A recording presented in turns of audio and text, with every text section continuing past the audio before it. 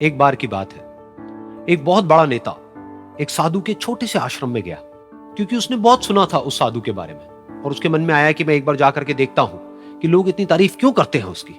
तो जब वो उस आश्रम में गया तो वहां पर एक छोटा सा कमरा था जहां पर एक कालीन बिछा हुआ था। वहां पर कुछ लोग बैठे हुए थे नीचे और साधु जी सामने बैठे हुए थे। कुछ सवाल जवाब चल रहा था। तो जैसे ही वो अंदर गया, वो अकेला नहीं था, उसके साथ में 4 बॉडीगार्ड्स भी थे और उसको ये आदत थी कि जहां पर भी वो जाता था लोग अपनी जगह से खड़े हो जाते थे, उसकी तरफ देखते थे, हाथ जोड़ते थे, अपना सर झुकाते थे।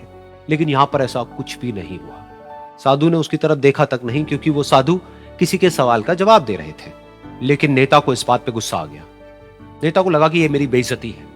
तो उस नेता ने साधु की बात को बीच में ही काटते हुए थोड़ा गुस्से से कहा, मैं आपसे कुछ कहना चाहता हूं। साधु ने उसकी तरफ देखा और बोले, आप थोड़ी देर रुकिए, पहले मैं इनके सवाल का जवाब दे लूं, उसके बाद में मैं आपसे बात करूंगा।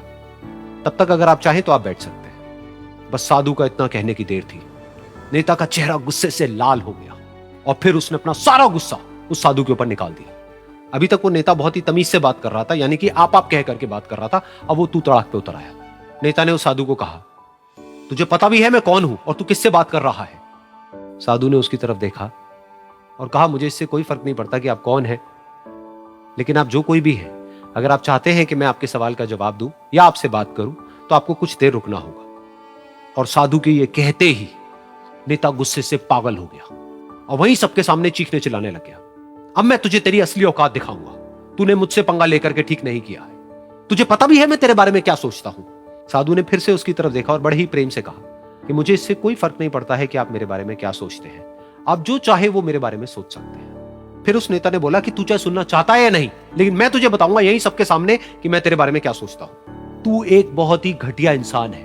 तू कोई साधु नहीं है, तू एक ढोंगी है, पाखंडी है और यहां पर जितने भी लोग बैठे हैं उन सबको बेवकूफ बना रहा है। तेरा बस एक ही मकसद है कि इन लोगों की जेब में जितना भी पैसा है वो सब तेरे पास में आ जाए। तू अपने फायदे के लिए इन लोगों का इस्तेमाल कर रहा है और अब मैं तुझे नहीं छोड़ने वाला। तेरा पर्दाफाश करके रहूंगा पूरी दुनिया के सामने। लेकिन उसके इतना बोलने के बाद भी उस साधु के चेहरे पर हल्की सी मुस्कान बनी ही रही। ये देखकर वो और तिल मिला गया और उसने कहा, अब बहुत हुआ, अब मैं यहां 1 मिनट भी नहीं रुकने वाला। लेकिन अभी भी तेरे पास में मौका है। अगर मुझसे माफी मांगनी है या मुझसे कुछ कहना है तो कह सकता है। इतना सब होने के बाद भी साधु बिल्कुल शांत था और उनके चेहरे पर एक मुस्कान थी। उन्होंने अपनी आंखें बंद कर ली। फिर साधु ने अपनी आंखें खोली, हाथ जोड़े और कहा कि मुझे आपसे कोई गिला शिकवा नहीं है। मेरे मन में आपके लिए कोई भी गलत ख्याल नहीं है। जो भी आपने मेरे बारे में कहा वो आपकी अपनी सोच थी। तो मुझे आप में कोई भी बुराई नजर नहीं आती है। मुझे आप एक बहुत ही भले इंसान लगते हैं। और साधु के इतना कहते ही नेताजी का दिमाग 7वें आसमान पर पहुंच गया। उनके चेहरे पर एक अजीब सी खुशी थी, क्योंकि उस साधु ने वो ही कहा जो बाकी सब लोग उस नेता को कहते हैं। और वो खुशी खुशी उस आश्रम से अपने घर की तरफ चला गया और जा करके अपने पिताजी के साथ में बैठ गया। उसके पिताजी की आंखें बंद थी और वो ध्यान में थे। पूरी जिंदगी उन्होंने सिर्फ लोगों की सेवा करी और बदले में कुछ भी एक्सपेक्ट नहीं किया। तो थोड़ी देर बाद जब उन्होंने अपनी आंखें खोली और देखा अपने बेटे को अपने साथ बैठे हुए, तो उनके बेटे के चेहरे पर आज एक अजीब सी खुशी थी जो आज से पहले उन्होंने कभी नहीं देखी थी। फिर उसने एक एक करके सब कुछ बताया कि आज क्या हुआ, किस तरह से वो आश्रम गया, वहां पर क्या हुआ, उसने क्या कहा, उन्होंने क्या कहा। तो जब इसके पिताजी ने पूरी बात सुनी तो थोड़ा सा मुस्कुराए और अपने बेटे को देख करके बोले कि उन्होंने तुम्हारी तारीफ नहीं करी है, क्योंकि उन्होंने वो नहीं कहा कि जो तुम हो, उन्होंने वो कहा कि जो वो खुद है। और तुमने जो भी कुछ उनको कहा वो नहीं कहा कि जो वो है, बल्कि तुमने वो कहा जो तुम खुद हो। यही बात वेदों में भी कही गई है, यथा दृष्टि तथा सृष्टि।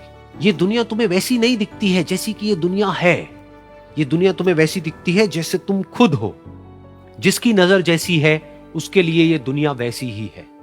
तो अगर तुम अपनी दुनिया को बदलना चाहते हो तो उसका सिर्फ एक तरीका है, अपनी नजर को बदलो।